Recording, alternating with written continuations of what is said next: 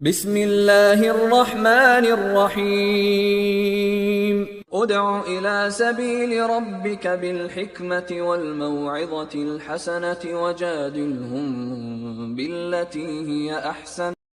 الحمدللہ رب العالمین والعاقبۃ للمتقین والصلاۃ والسلام علی رسول الکریم، اما بعد۔ باتیں ابوبکر رضی اللہ عنہ کی فضیلت کے تعلق سے چل رہی ہیں۔ حدیث نمبر ہے 3673 عن ابی سعید الخدری رضی اللہ عنہ قال، ابو سعید خدری رضی اللہ عنہ سے روایت وہ بیان کرتے ہیں، قال نبی صلی اللہ علیہ وسلم لا تسبوا اصحابی، کہ لوگوں تم میرے صحابہ کو برا بھلا مت کہو۔ آپ صلی اللہ علیہ وسلم صحابہ کے سامنے موجود ہیں اور ان سے کہہ رہے ہیں کہ آپ میرے ساتھیوں، میرے صحابہ کو برا بھلا مت کہو، جبکہ وہاں یہ چانس نہیں تھا، لیکن دراصل ان کے ذریعہ آنے والی نسلوں تک کو بتانا تھا کہ ہمارے صحابہ کی وہ جماعت ہے کہ جن کے مقام کو تم پہنچ نہیں سکتے ہو، ان کی وہ قربانیاں ہیں جن کو بھلایا نہیں جا سکتا ہے، لہذا میرے صحابہ پر انگلیاں اٹھانا یا منہ کھولنا یہ اچھا نہیں ہے، کبھی ایسا نہیں کرنا۔ لیکن افسوس ہے اتنی واضح رہنمائی کے باوجود ایک بڑا طبقہ ہے جو صحابہ کرام کو نہیں چھوڑتا، گالیاں بکتا ہے، الٹا سیدھا بولتا ہے، یہاں تک کہ ابوبکر رضی اللہ عنہ جیسی عظیم شخصیت کو بھی نہیں چھوڑتا۔ یہ تو وہ طبقہ ہے، ایک بڑی طبقہ اور ایک خاص موقع پر۔ اس کے علاوہ آپ دیکھیں گے تو بہت سارے وہ لوگ جو اپنے آپ کو اہل سنت والجماعت بھی کہتے ہوں گے، میں سے کہتے ہوں گے، لیکن کسی نہ کسی انداز میں آپ دیکھیں گے ان کے یہاں بھی صحابہ کرام کی جماعت پر انگلیاں اٹھا دی جاتی ہیں۔ اس چیز کو سمجھے ہوتا کیا ہے؟ میں ایک جملہ کہا کرتا ہوں کہ با ادب با مراد، بے ادب بے مراد۔ کہنا مطلب یہ ہے، ایک محاورہ ہے کہ جو بندہ ادب والا ہوتا ہے، بڑوں کا ادب کرنا جانتا ہے، عالم علماء کا ادب کرنا جانتا ہے، بزرگوں کا احترام کرنا جانتا ہے، وہ مقصد کو حاصل کر دیتا ہے۔ اور بے ادب بے مراد، جس کے اندر ادب نہیں ہوتا ہے، بڑوں سے بات کیسا کرنا، بزرگوں کے ساتھ کیسے رہنا، عالم علماء کے ساتھ سلوک کیسا ہونا ہے، تو وہ کیا ہوتا ہے، مقصد کو کبھی پاتا نہیں۔ تو ایسے کیا ہوتا ہے، کچھ ایسے لوگ ہوتے ہیں جن کے اندر ادب چیز کی نام رہتی نہیں ہے، اور شیطان کیا کرتا ہے، گیم کھیلتا ہے، اور پھر یہ گیم لے جا کر کے وہ لوگ جو خطیب ہوتے ہیں، مقرر ہوتے ہیں، ایک بڑی تعداد ان کو سن رہی ہوتی ہے نا، ان کے ساتھ کھیلتا۔ کیسے کھیلتا؟ اچھا، شیطان کیا بہت ہوشیار ہے، جیسا جو بندہ ہوتا ہے اس کے ساتھ ویسا وہ گیم کھیلتا ہے۔ اب یہ خطیب کو چونکہ اس کو بولنا ہے تو شیطان کہتا ہے بولنا ہی ہے نا، تو پھر وہ کیا ہوتا ہے، وہ آدمی اگر اس کے اندر ادب سلیقہ نہیں ہوتا نا تو کیا کرتا ہے، وہ بڑی بڑی شخصیات پر منہ کھولتا ہے۔ وہ جو لوگ اسلاف میں گزر گئے جن کے کارنامے 2 4 کی طرح ہیں، وہ ان کی غلطیاں پکڑتا ہے، کوتاہیاں پکڑتا ہے، کتابیں پڑھ کر کے زبردستی فائل ڈھونڈتا ہے اور پھر ان پر انگلی اٹھاتا ہے۔ یہ کام جب ایک خطیب شروع کرتا ہے نا تو پھر کیا، وہ بولتے بولتے پھر وہ بہت آگے تک چلا جاتا ہے۔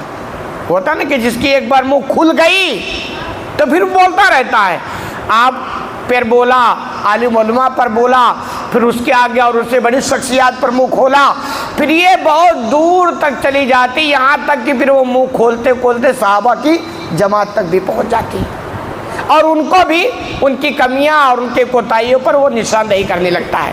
تو غالباً یہی وجہ ہے کہ شیطان کس کھلواڑ سے نبی کریم صلی اللہ علیہ وسلم نے امت کو بچانے کے لیے تنبیہ کی کہ لوگوں میرے صحابہ کو برا بھلا مت کہو، گالیاں مت دینا۔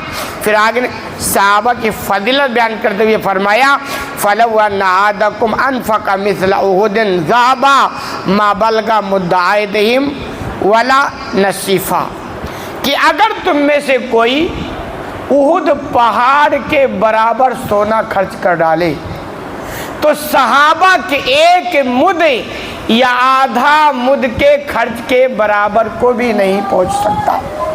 पहाड़ वो कितना लंबा चौड़ा, तो कह रहे अगर तुम यानी जो सहाबा नहीं है वो अगर खर्च करें, पहाड़ जैसी पैसे खर्च कर डाले, सोना खर्च कर डाले, और सहाबा ने अगर एक मुद कोई चीज़ खर्च किया ना, गल्ला खर्च किया, तो उसका मुकाबला नहीं कर सकते। एक मुद असल में होता, एक सा में 4 मुद होते हैं और एक सा तकरीबन 2.5 किलो बनता है।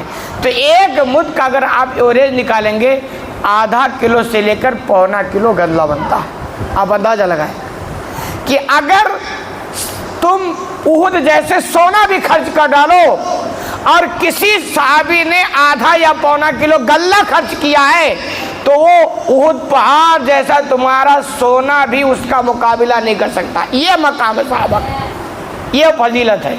और मैं कहा करता हूँ कि देखे, खर्च करने के लिए मालदार होना ज़रूरी नहीं है। अल्लाह के यहाँ ज़्यादती नहीं देखी जाएगी, अल्लाह के यहाँ कंडीशन देखी जाएगी। सहाबा का मामला क्या, सहाबा किराम का मामला यह है कि लोग भूखे रहते थे फिर भी वो खर्च करते थे, पेट पर बंधर भागते थे, लेकिन रसूल ने अगर कह दिया कि भाई यहाँ ज़रूरत है, लोग दिल खोल करके खर्च करते थे। कुर्बानियाँ उन्होंने दी है, तो जिन हालात में उन्होंने कुर्बानियाँ पेश की है, उन हालात में वो कुर्बानियों का मुकाबला तुम्हारा उहुद पहाड़ जैसे खर्च नहीं कर सकता है। अब इन हालात पर आप देखें कि एक मालदार आदमी से भी एक गरीब आदमी खर्च करके सवाब ज़्यादा ले सकता है। एक आदमी 400 रुपया मजदूरी करके लाया, उस 400 में उसको घर भी चलाना है, सारा देख रेख करना है, उसके बावजूद उस 400 रुपये में 100 रुपया अल्लाह के रास्ते में खर्च कर दिया। एक आदमी जो लाखों कमा रहा है ना, उस लाखों कमाने वाले का 1000 रुपया भी उस 100 रुपये का मुकाबला नहीं कर सकता है, क्योंकि उसके लिए तो लाखों आसान है, इसकी तो पूरी कायनात 400 थी, उसमें से 100 रुपया खर्च कर दिया है। इसलिए खर्च करने के लिए मत इंतज़ार करो कि हम मालदार बन जाएंगे तब खर्च करेंगे। जो अल्लाह दे उसमें खर्च करो, थोड़ा तो थोड़ा, वो आपका थोड़ा भी मालदारों से ज़्यादा भारी पड़ जाएगा। तो सहाबा किराम का मामला यही है, उन्होंने गुर्बत में खर्च किया है, भूखे रहकर खर्च किया है, मुशक्क़त बर्दाश्त करके कुर्बानियाँ उन्होंने दी है, इसलिए उनका मुकाबला नहीं कर सकते। और जो लोग सहाबा किराम पर उंगलियाँ उठाते हैं, उनको गौर करना चाहिए कि उनका बेड़ा तो पार हो गया, क्योंकि अल्लाह ने कुरान में कह दिया रज़ियल्लाहु अन्हुम व रज़ू अन, वो अल्लाह से राज़ी हो गए और अल्लाह उनसे राज़ी हो गया, सर्टिफिकेट मिल गई। आप उंगलियां उन पर उठाते हो, अपनी फिक्र कर लो कि आप क्या हो, भाई आपका क्या होने वाला है। इसलिए किसी बड़ी शख्सियत पर उंगलियां उठाने से पहले एक आदमी 1000 बार अपने बारे में गौर करे कि भाई हम किस खेत के मूली हैं जो इतने बड़े बड़े लोगों पर हम उंगलियां उठाते हैं। अल्लाह रब्बुल आलमीन से दुआ है कि इलाही आलमीन तुम्हें कहने सुनने ज़्यादा अमल करने की तौफीक अता फरमा।